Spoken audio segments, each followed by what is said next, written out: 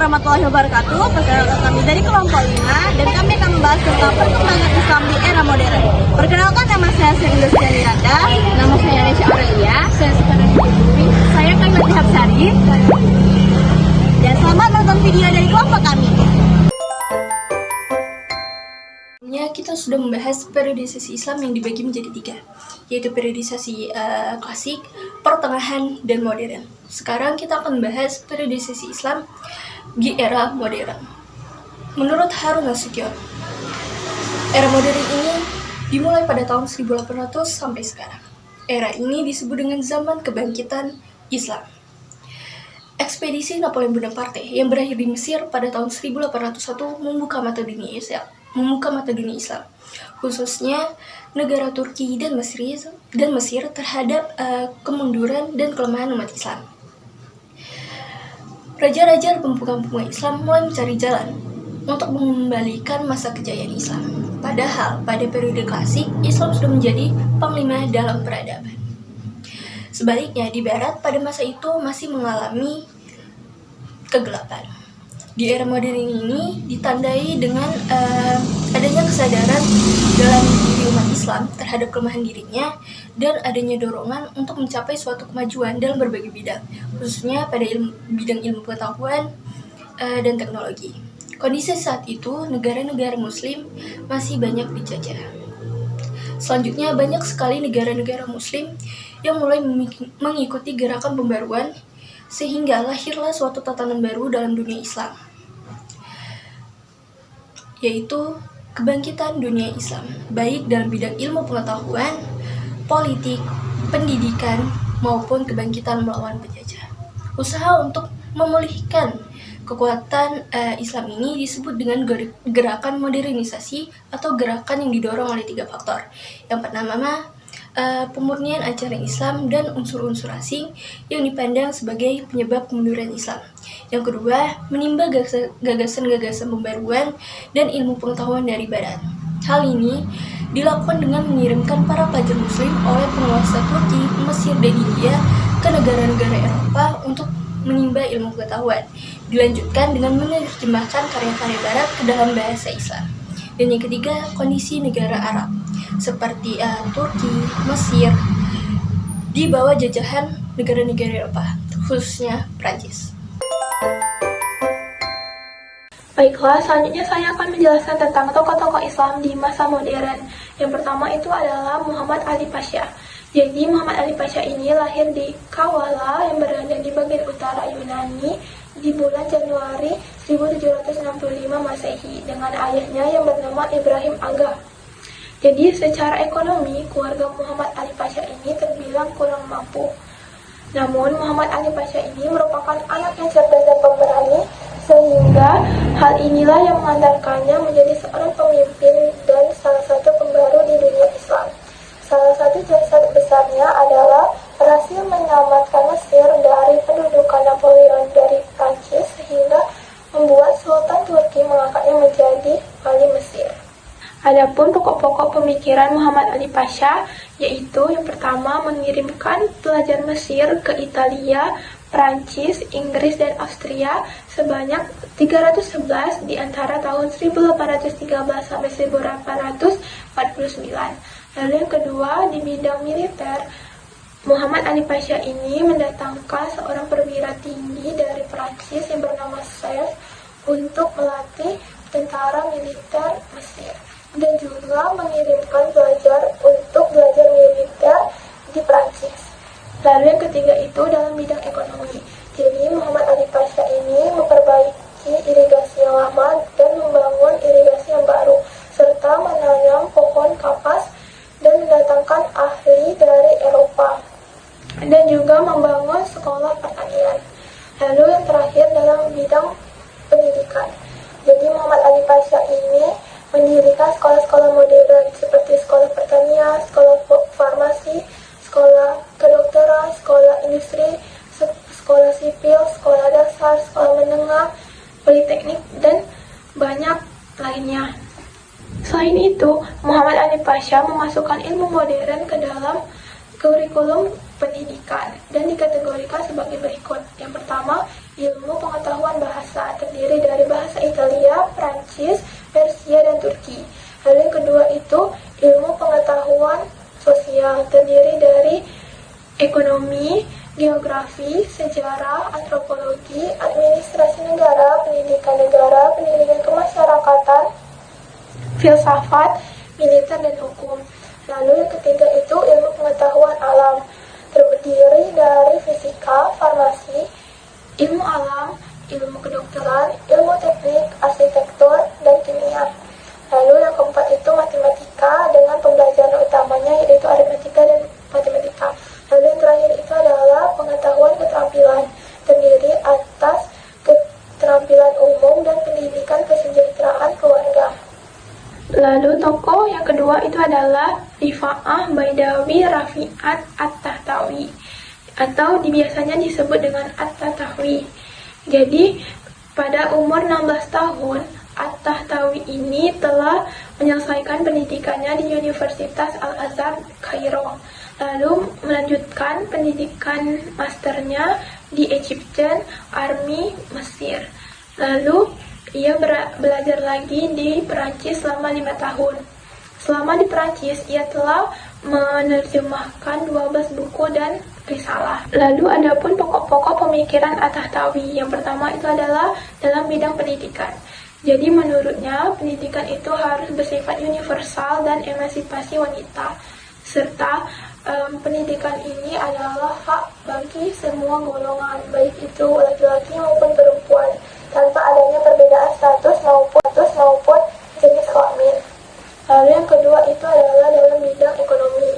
Jadi menurut At-Tahtawi perlu adanya perbaikan dalam pertanian dengan menanam pohon kapas, zaitun, anggur, pemeliharaan lebah dan ulat sutra, serta pengadaan pupuk tanaman yang murah dan perbaikan irigasi, serta juga membangun jembatan, membangun jalan, dan membangun alat komunikasi.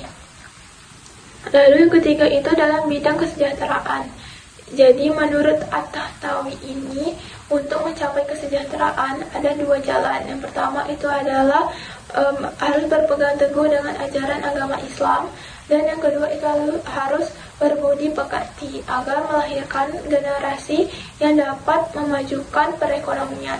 Lalu yang keempat itu adalah di bidang pemerintahan. Jadi menurut At-Tahtawi, pemerintahan yang ideal adalah pemerintahan di masa Rasulullah. Jadi untuk melancarkan pelaksanaan undang-undang setidaknya harus dibagi 3 badan, yaitu legislatif, yudikatif, dan eksekutif. Lalu kelima dalam tanah air atau patriotisme. Jadi At-Tahtawi berpandang tanah air adalah tanah tumpah darah seseorang, bukan seluruh dunia Islam. Lalu yang keenam adalah dalam beristihad. Jadi beristihad ini masih terbuka untuk umat Islam dan dilakukan oleh para ulama dengan melalui syarat-syarat tertentu. Lalu yang terakhir adalah di bidang sains modern. Jadi sains modern dan berpikir rasional ini tidak bertentangan dengan syariat Islam.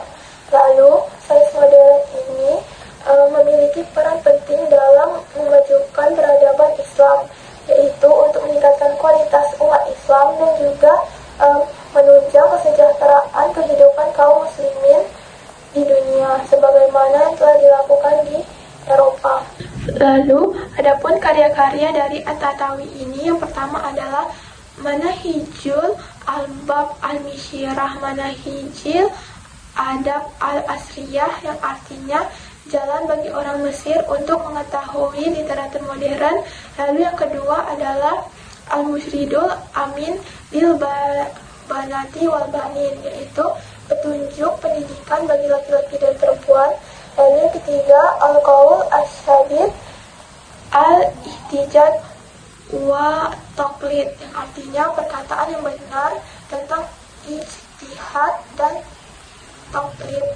Lalu yang terakhir adalah Al-Mazahib Al-Arbab Al-Fiqih, yang artinya mazhab 4 dan fikih. Baiklah, yang ketiga saya akan menjelaskan tentang tokoh Islam yang bernama Jamaluddin Al-Afghani dan Muhammad Abduh. Jadi, Jamaluddin Al-Afghani adalah seorang intelektual dan pemikir muslim yang berasal dari Afghanistan. Ia dikenal sebagai tokoh utama dalam pergerakan pembaharuan Islam yang ke abad 19. Al-Afghani menekankan pentingnya persatuan umat Islam untuk menghadapi kolonialisasi Barat dan mengajak umat Islam untuk kembali kepada ajaran asli Islam sambil mengadopsi kemajuan ilmu, pengetahuan, dan teknologi dari Barat. Pemikiran-pemikirannya sangat berpengaruh dalam gerakan modernisasi dan reformasi Islam, serta mempengaruhi banyak pemimpin politik dan pemikir di dunia Islam. Berikut adalah pokok-pokok pemikiran Jamaluddin Al-Afghani. Yang pertama itu menggulirkan pan-islamisme, yaitu paham yang bertujuan untuk mempersatukan umat Islam dari seluruh dunia. Hal yang melatar belakangi pemikiran tersebut adalah dominasi kolonial Barat di dunia Islam pada masa itu. Dan yang kedua itu antara laki-laki dan perempuan memiliki kedudukan yang sama. Dan yang ketiga berusaha mengubah sistem pemerintah autokrasi menjadi demokrasi. Lalu yang selanjutnya adalah karya-karya Jamaluddin Al-Afghani. Yang pertama itu adalah Aradu Alat Dahrin tentang jawaban kepada kaum ateis tentang qada dan qadar. Dan yang kedua itulah Risalah Radi Nahuriyah tentang jawaban atas pertanyaan yang diajukan oleh Muhammad Wasil, guru madrasah Muizzah. Dan yang ketiga adalah Falsafah Syahadat Hadrat Syed Al-Shuda tentang filsafat. Dan yang terakhir itulah adalah Mubahasat Ernest Renaldo Tawafuk Islam tentang kumpulan percakapan antara Jamaluddin Al-Afghani dengan Renal tentang Islam. Baiklah, yang selanjutnya saya akan menjelaskan tentang tokoh Islam yang memiliki nama lengkap Muhammad Abdu Hasan Khairullah yang lahir di Mahalat Syubahmit Al-Bahira Mesir tahun 1849 Masehi. Ia masih keturunan Umar bin Khattab dari garis ibunya. Muhammad Abdu belajar agama kepada Syekh Ahmad pada tahun 1862. Selanjutnya, ia melanjutkan ke Universitas Al-Azhar, Kairo pada tahun 1866. Setelah menyelesaikan studinya, ia mengajar di Al-Azhar. Puncak karirnya, ia menjadi mufti pertama di Mesir pada tanggal 3 Juni 1899. Abdul Azhar pun meninggal pada tanggal 11 Juni 1905. Muhammad Abdu memiliki ide pokok pikiran, yaitu yang pertama di bidang pendidikan, yaitu menawarkan agar dilakukan lintas disiplin ilmu, yakni antara kurikulum madrasah dan sekolah, sehingga menghilangkan ekonomi antara ulama ke ilmuwan modern, serta mengembangkan lembaga pendidikan, yaitu mendirikan sekolah menengah pemerintah dalam berbagai bidang, contohnya administrasi, militer, kesehatan, perindustrian, dan sebagainya. Selanjutnya, ia melakukan perkembangan kurikulum sekolah dasar, menengah, kejuruan, dan universitas di Al-Azhar. Dan yang kedua, pintu istihad masih terbuka lebar bagi umat Islam. Istihad merupakan dasar penting dalam menafsirkan kembali ajaran Islam. Dan yang ketiga, Islam adalah ajaran rasional yang sejalan dengan akal. Dengan akal, maka ilmu pengetahuan menjadi maju. Dan yang keempat, kekuasaan negara harus dibatasi oleh konstitusi yang dibuat oleh negara yang bersangkutan. Selanjutnya adalah karya-karya Muhammad Abdu. Yang pertama itu adalah Tafsir Al-Manar, penulisan kitab diselesaikan oleh muridnya yaitu Rashid Ridho. Yang kedua itu Risalah Tauhid. Dan yang ketiga itu Syarh Nahjil Balagha. Dan keempat Islahu Al-Mahakim Al-Syariah. Yang kelima, Al-Islam Ar-Rad Al-Mustaqidi. Selanjutnya, tokoh yang kelima adalah Rashid Ridho. Nah, nama Rashid Ridho itu merupakan nama yang populer. Sedangkan nama yang aslinya itu adalah Muhammad Rashid bin Ridho bin Samsuddin bin Mauhin Al-Qomuli Al-Husaini. Nah, beliau itu lahir di kota Kolamun, sekitar kota Tropolis, di Lebanon pada tanggal 23 September tahun 1896 Masehi. Beliau seringkali disebut dengan anak yang rajin dan anak yang cerdas karena pada saat itu seusia kanak-kanaknya itu banyak anak yang menghabiskan waktu untuk bermain. Sedangkan Rashid Ridho banyak menghabiskan waktunya untuk belajar, membaca ilmu, menambah wawasan mengenai reformasi Islam dan sebagainya. Dengan begitu, hari terus berlanjut dan tahun terus berganti. Rashid Ridho berhasil untuk menamatkan sekolahnya di kota Kolamun dan melanjutkan pendidikannya lagi di Madrasah Al-Watinah Al-Islamiyah atau Sekolah Nasional Islam di Tripolis. Latar belakang pembaruan yang dilakukan oleh Ridho yaitu adalah karena ada tuntutan zaman yang menginginkan pembaruan secara berkala dalam berbagai aspek, bukan hanya pada aspek agama maupun aspek pemerintahan. Rashid Ridho juga ingin memajukan aspek sosial, budaya, kemiliteran dan sebagainya. Dengan begitu, dia memiliki pemikiran yang terpengaruh oleh Jamaluddin Al-Fani dan juga Muhammad Abduh. Setelah wafatnya Jamaluddin Al-Fani, dia sangat ingin bertemu dengan Muhammad Abduh. Dengan begitu, pada tahun 1897, ia berhasil untuk menemui Muhammad Abduh untuk menimba ilmu dan juga untuk mengetahui wawasan atau mengetahui pandangan Muhammad Abduh mengenai reformasi Islam. Selanjutnya, dengan bimbingan Muhammad Abduh dan persetujuan Muhammad Abduh, Rashid Ridho berhasil menerbitkan suatu majalah Al-Manar yang bertujuan untuk mendorong pergerakan umat Islam dalam kemajuan dan juga membebaskan negara dari belenggu penjajah. Dan begitu juga adapun beberapa pokok-pokok pikiran yang dimiliki oleh Rashid Ridho. Yang pertama itu adalah kemunduran umat Islam dari berbagai aspek yang dikarenakan oleh umat Islam yang meninggalkan ajaran agama Islam. Dengan begitu, untuk mengejar ketertinggalan mereka dengan bangsa Eropa, mereka harus mengejar kembali atau menuntun jalan kembali untuk belajar ajaran agama Islam yang sebenarnya sudah diajarkan oleh Rasulullah dan juga dipraktekkan oleh para sahabat. Yang kedua, kemunduran umat Islam itu juga dari faktor lainnya karena memaraknya atau menyebarnya paham fatalisme yang di dunia Islam. Dengan begitu, sebaliknya ajaran-ajaran agama Islam itu bersifat dinamis.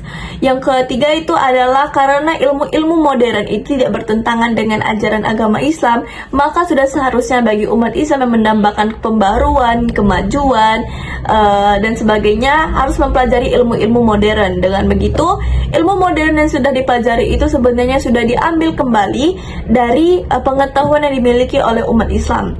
Yang keempat itu adalah hukum-hukum fikih yang berkenaan dengan kemasyarakatan itu tidak boleh dianggap absolut, karena hukum-hukum itu dibentuk sesuai dengan keadaan zaman yang ada, sehingga suasana dan hukum-hukum terbentuk itu sesuai dengan perkembangan zaman pada zaman dahulu. Maka dengan begitu beliau mengajarkan kita untuk beristihad. Menurutnya dengan beristihad kita dapat memenuhi syariat Islam dan juga kita dapat memenuhi kebutuhan pembaruan. Yang kelima adalah pemikiran yang paling penting dari Rashid Ridho mengenai tentang pembaruan.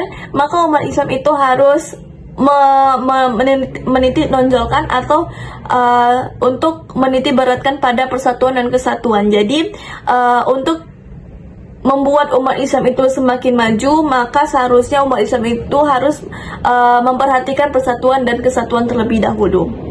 Adapun tokoh yang ketujuh itu adalah Muhammad Iqbal. Nah, Muhammad Iqbal lahir di kota Sialkot di Punjab pada tanggal 9 November 1877. Ia berasal dari keluarga yang sederhana dan kelas menengah. Adapun pendidikan agama yang didapatkan itu berasal dari kedua orang tuanya yang tidak lain adalah sebagai tokoh sufi di India. Adapun dia juga belajar di Muktab ataupun di surau, dan beberapa pendidikan dia lewati di Scottish Mission School yang di Sialkot, dan juga dia melanjutkan lagi di Government College di Lahore. Adapun pada tahun 1897 ia berhasil mendapatkan gelar Bachelor of Arts, yang 2 tahun kemudian lagi dia mendapatkan gelar Master of Art beserta dengan medali emas. Selain itu, dia tidak hanya berhenti saja, dia mendalami ilmu-ilmunya melalui menetap di beberapa universitas seperti yang ada universitas di London dan juga ada di Jerman. Adapun karir puncaknya itu terjadi pada tahun 1930 mengenai tentang Liga Muslim. Dengan Liga Muslim itu merupakan peran strategis untuk melakukan pergerakan di kemerdekaan di India. Selain itu juga Muhammad Iqbal ini menjadi kunci pendirian negara Pakistan. Walaupun tidak secara langsung melihat negara Pakistan itu berdiri, namun nama nama Muhammad Iqbal ini tetap dikenang sebagai pahlawan nasional di Pakistan. Bahkan namanya dikenang sebagai bandara atau lapangan terbang yang yaitu adalah Alama Muhammad Iqbal. Adapun beberapa pemikiran yang disampaikan oleh Muhammad Iqbal, yang pertama itu adalah ingin menciptakan peradaban yang unggul, yang baru melalui percampuran peradaban antara Barat dan Timur. Percampuran ini merupakan perpaduan antara penalaran dan juga cinta. Yang kedua adalah Al-Quran. Nah, Al-Quran ini merupakan kitab yang menonjolkan atau mengutamakan amal di pada cita-citanya. Dan dengan Al-Quran ini menjadi landasan untuk membuat peradaban baru dan juga kehidupan sebagai suatu bentuk proses dari kreatif dan juga progresif. Dan yang ketiga adalah ijtihad yang masih tetap terbuka, dan ijtihad ini merupakan suatu cara yang dasar bagi umat Islam untuk mempertahankan ajaran agama Islam dengan berkembangannya atau menuntutnya zaman ke zaman. Dan yang keempat itu adalah berharap bahwa umat Islam itu dapat bangkit kembali dari dunia yang lama, dan juga ia berharap bahwa umat Islam itu dapat menerima kehidupan yang dinamis. Dan yang kelima dan yang terakhir itu adalah dia ingin memperkuat dan memperkokoh pendidikan individualitas kita melalui pendidikan yang telah kita tempuh, agar peserta didik itu mengerti apa yang telah ditimpa atau masalah yang datang kepada kita bisa mencari solusinya. Nah, jadi sekarang saya akan membahas tentang Kiai Haji Ahmad Dahlan. Latar belakang dan pendidikan. Lahir pada 1 Agustus 1868 di Yogyakarta dari keluarga ulama Kesultanan Yogyakarta. Nama aslinya adalah Muhammad Darwishi, belajar Al-Quran dan ilmu agama dari ayahnya, serta mendalami ilmu Islam di berbagai guru termasuk Kiai Haji Soleh Darat dan Kiai Haji Hashim Asy'ari. Pada usia 15 tahun, pergi haji dan belajar di Mekah selama 2 tahun, di mana ia berinteraksi dengan pemikir Islam modern seperti Muhammad Abduh dan Ibnu Taimiyah. Selanjutnya ada perjuangan dan pemikiran Kiai Haji Ahmad Dahlan. Setelah kembali dari Mekah, Ahmad Dahlan mulai mengajarkan Islam di Yogyakarta. Pada 18 November 1912, beliau mendirikan Muhammadiyah, sebuah organisasi yang bertujuan memperbarui Islam dengan pendekatan pendidikan modern. Beberapa prinsip pemikirannya antara lain yang pertama, membangun manusia berbudi luhur yang memahami ilmu dunia dan agama. Setelah itu, yang kedua, pendidikan harus menanamkan semangat, nasionalisme dan moral yang kuat. Yang ketiga, sistem pendidikan menggabungkan pesantren dan sekolah umum dengan metode barat. Yang keempat, mendirikan berbagai sekolah dan panti asuhan berbasis Islam. Akhir hayat Kiai Haji Ahmad Dahlan meninggal pada 23 Februari tahun 1923 di usia 54 tahun dan dimakamkan di Karangkajen, Yogyakarta. Selanjutnya, saya akan membahas tentang Kiai Haji Hashim Asy'ari. Latar belakang dan pendidikan. Lahir pada 14 Februari 1871 di Jombang, Jawa Timur, dari keluarga ulama yang masih keturunan Sunan Giri. Belajar di berbagai pesantren di Jawa termasuk Ponpes Tebuireng, dan melanjutkan pendidikan ke Mekah selama 7 tahun. Beliau berguru kepada ulama besar seperti Syekh Mahfud Al-Tirmizi dan Syekh Ahmad Khatib Al-Minangkabawi. Perjuangan dan pemikiran Kiai Haji Hashim Asy'ari. Mendirikan Nahdlatul Ulama atau NU pada 31 Januari 1926 sebagai organisasi yang menjaga ajaran Islam Ahlunus Sunnah wal Jamaah dan tradisi pesantren. Adapun beberapa prinsip pemikirannya. Yang pertama, tasawuf harus berlandaskan ajaran Islam murni. Yang kedua, menolak penjajahan dan memimpin resolusi jihad 22 Oktober 1945 yang kini diperingati sebagai Hari Santi Nasional. Yang ketiga, menekankan kepentingan persatuan umat Islam dalam politik dan pemerintahan. Yang keempat, pendidikan Islam harus membentuk karakter yang baik serta memahami ajaran Islam secara benar. Adapun karya-karya yang terkenal dari Kiai Haji Hashim Asy'ari. Yang pertama, Adab al-Alim wa al-Muta'alim, atau tentang pentingnya ilmu dan akhlak murid terhadap guru. Yang kedua, Al-Nur al-Mubin, tentang keimanan kepada Nabi Muhammad. Yang ketiga, Al-Durar al-Muntasirar, atau tentang praktik ibadah yang benar. Dan akhir hayat tentang Kiai Haji Hashim Asy'ari, meninggal pada 25 Juli 1947 dan dimakamkan di Tebuireng, Jombang. Materi yang selanjutnya yaitu pengaruh Islam pada masa modern bagi Indonesia. Gerakan Pan-Islamisme yang digaungkan oleh Jamaluddin Al-Afghani merupakan menjadi cikal bakal untuk menentang penjajah. Begitu juga Indonesia, hal tersebut sangat menginspirasi Indonesia untuk dapat lepas dari penjajahan. Sejak dibukanya terusan Suez pada tahun 1869, setiap tahunnya ribuan umat Islam Indonesia melaksanakan haji. Selama di Mekah, menurut Deliar Nur, mereka memperoleh bacaan-bacaan di tempat-tempat pendidikan agama dan turut serta dalam kehidupan dan usaha-usaha pan-Islamisme. Ulama Indonesia yang menuntut ilmu atau belajar di Mekah antara lain seperti Kiai Haji Ahmad Dahlan dan juga Kiai Haji Hashim Asy'ari. Kedua ulama ini setelah pulang belajar dari Mekah, mereka mendirikan organisasi. Kiai Haji Ahmad Dahlan mendirikan organisasi yang bernama Muhammadiyah, sedangkan Kiai Haji Hashim Asy'ari mendirikan organisasi yang bernama Nahdlatul Ulama. Selain kedua organisasi tersebut, beberapa organisasi Islam masyarakat juga berdiri seperti Persatuan Islam, Matlaul Anwar, Pergerakan Tarbiyah, dan organisasi Islam lainnya. Dalam bidang pendidikan, berdiri juga perguruan tinggi pertama di Indonesia adalah Universitas Islam Indonesia atau biasa kita sebut dengan UII pada tanggal 20 Februari 1951. Perkembangan selanjutnya, khusus Fakultas Agama yang dinaungi oleh pemerintah atau dinaungi oleh Kementerian Agama itu berdiri perguruan tinggi dengan nama Perguruan Tinggi Agama Islam Negeri atau PTAIN. Kemudian PTAIN ini berubah menjadi Institut Agama Islam Negeri atau biasa disebut dengan IAIN pada tahun 1960. Nah, untuk menghadapi perubahan zaman, IAIN ini berubah menjadi Universitas Islam Negeri atau UIN yang membuka program studi agama dan juga membuka program studi umum.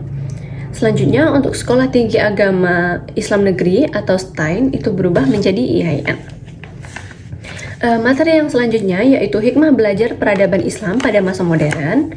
Yang pertama, dengan mempelajari ini kita dapat berpikir dinamis sesuai dengan perkembangan zaman, baik sekarang maupun di masa yang akan datang. Kemudian poin yang kedua yaitu kita menjadi lebih semangat untuk berkarya, baik melalui kebijakan yang progresif maupun kitab, buku atau majalah untuk menebarkan ide-ide kreatif dan inovatif untuk perubahan yang lebih baik di masa yang akan datang. Selanjutnya, yang ketiga yaitu kita dapat mengkaji ilmu-ilmu keislaman seperti nahwu, saraf, fikih, usul fikih, mantik, bahasa Arab, ulum Al-Quran, ulum Al-Hadis, dan sebagainya sebagai fondasi untuk memahami Islam dengan komprehensif. Sekian dari kami. Wassalamualaikum warahmatullahi wabarakatuh.